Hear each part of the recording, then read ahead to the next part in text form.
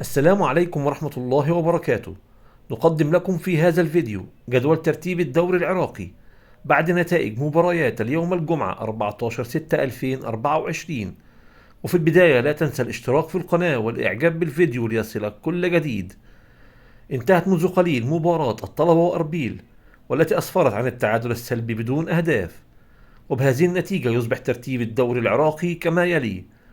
الشرطة في المركز الأول برصيد 73 نقطة،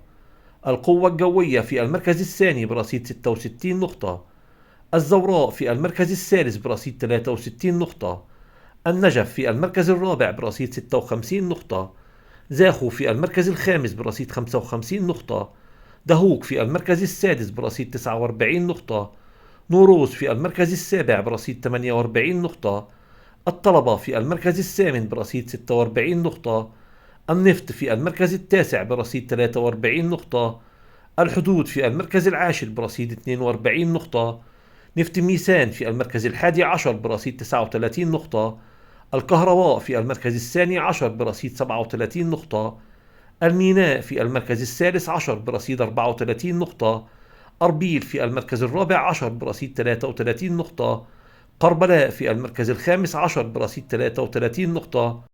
الكرخ في المركز السادس عشر برصيد 31 نقطة، نفط البصرة في المركز السابع عشر برصيد 28 نقطة، القاسم في المركز الثامن عشر برصيد 25 نقطة، أمانة بغداد في المركز التاسع عشر برصيد 23 نقطة، نفط الوسط في المركز العشرين برصيد 15 نقطة.